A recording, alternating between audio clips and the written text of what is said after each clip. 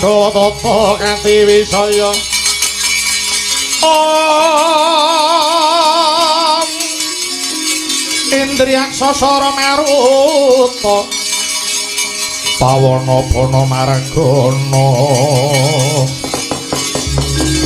Samirana lan Warayang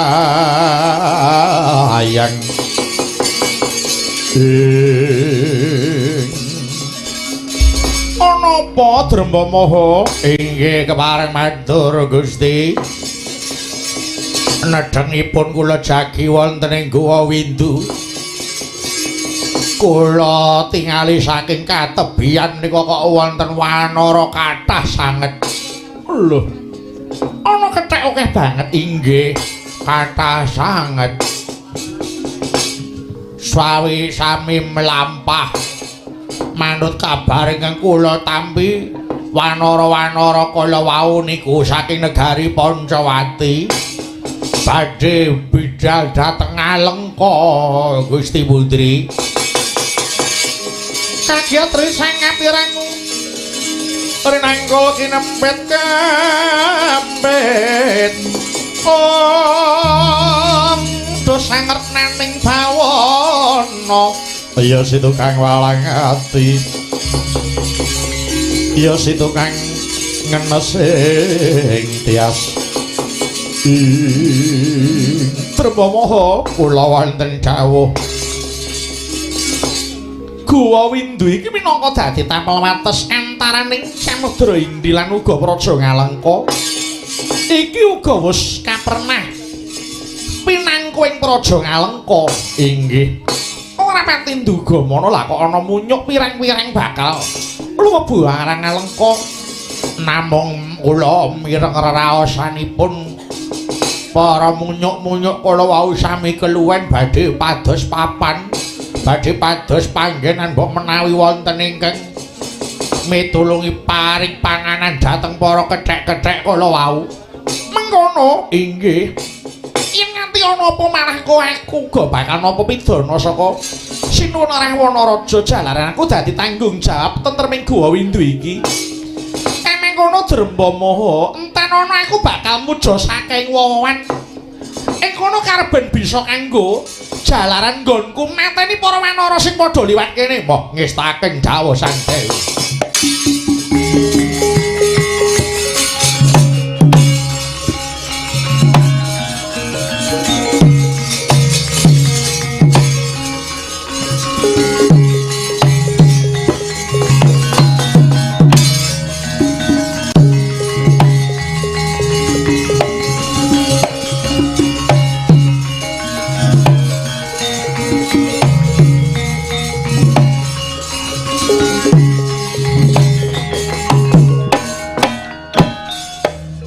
Tata kaya mangkono nenggih Sang Dewi Sayem Praba.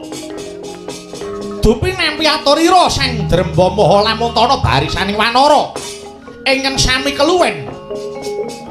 Dasare wanci ketiga ngerak tanana sekathahing wowoan lan uga tanana banyu ingkang mili.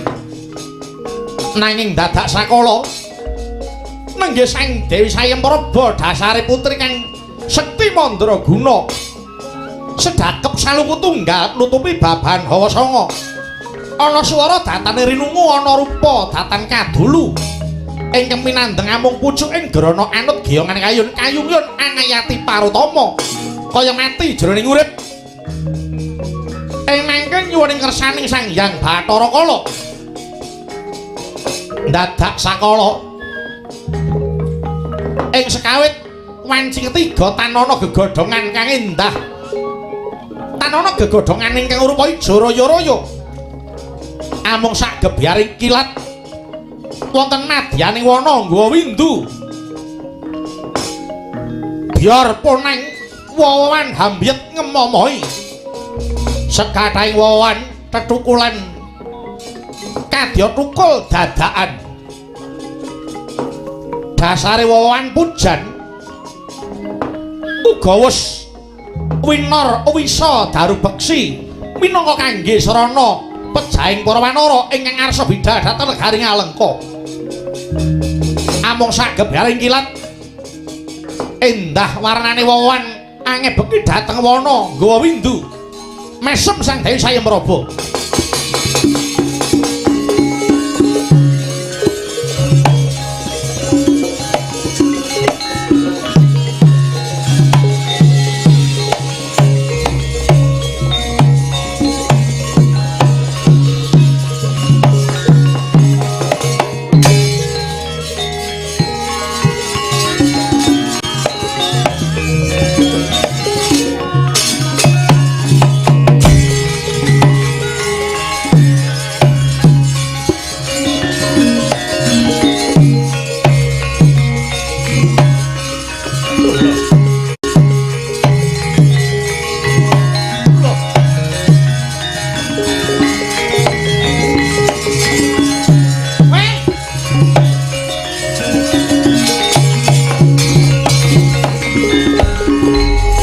Godo ana apa Kakang?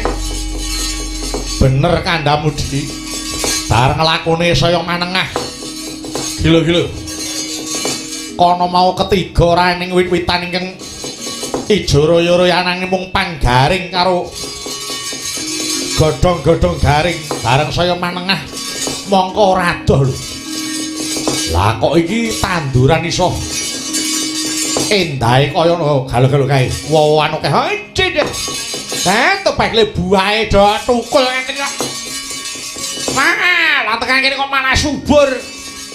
Nika lho wah jambu, pelem, lho. Jeruk, walah jan. Werna-werna. Sekatahe buah rek kaya dicepake nggih. Nggih. Iya ya. Neges-neges iki ngono lho. Lah nyatase wawan wis seragam mriku kabeh. Gedang enten, nangka nika gile-gile nika. Duh. Lah nika sing pucuk malah enten duren barang. Waduh. Kok kaya dicepake karo sing gawe uren. Nggih, Mas, nggih. Iya ya omong apa to. Wis ngene, Yai, halo kae. Gandeng wawan wis. Wah kabeh. Ayo padha dipethiki, mbok menawa kena kanggo ganjel wonten. Yo para wanara kae do methik ana wawan. Yo do methik wawan ya lho.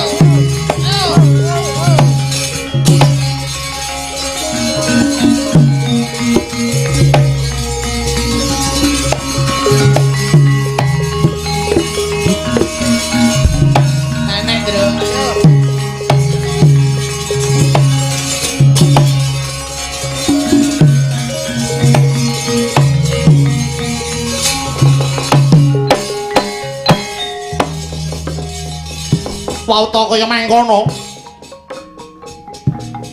Dupi para wanara nyumurupi ana woh ingkang maneka warna wonten tengahing wana Gawawindu. Ing mangke Raden Anoman hanyasmitani dhateng Sang Yawadya Balawanara. Dasare para wanara wis sawetara padha ngampet luwe. Salit gondhangira ana wawan maneka warna dasare kaya mateng wit. Tan grahita yen to matenging wawan awit saka dayaning wisa daru beksi pujane Sang Sayemraba. Mahanani saya panas kahananira. Nanging wara wanara datan muringani sedaya sami penekan padha methik buah pekarmane dewi-dewi. Ketinggal kapi cocak mangun menek wonten pucuk piyambak buntute ngawet gedang selirang kapi soto Bali Winata methik jeruk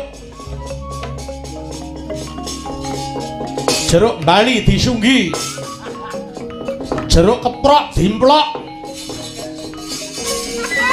ana ingkang methik pelem kanggo sesumping lan direnteng nganggo kalung. Ki Lurah Bagong Nadyanto dudu kethek nanging budidaya menek. Nadyanto pijer tiba binantu Ki Lurah Petruk kantong bolong. Sakala hametik Wawan kelintuh mauni. Ki Lurah Bagong gebres-gebres gitu ngicipi woh mauni. Sawetawis sampun wonten ingkang kolu dhateng padharan. Sakala sakit padharanira. Dadak sakala mencret Ki Lurah Bagong.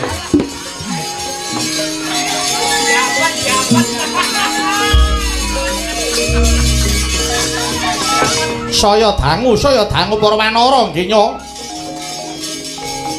Handar sekathahing wawan. Saya dangu blereng paningalira. Saya blereng, saya peteng, saya dedet. Sedaya para wanara wuta sami dawah saking wiwitan.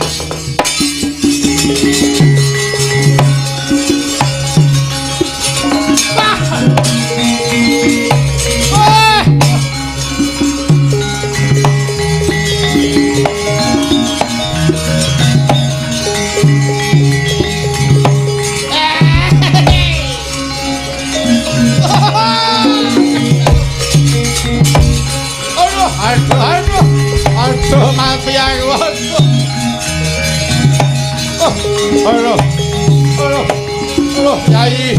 Yai Agoto. Wah, mak perpet. Kakang Anoman aku ora ketok apa-apa. Waduh, nganti aku ora iso gocekan. Wah, mripatku peteng dedet.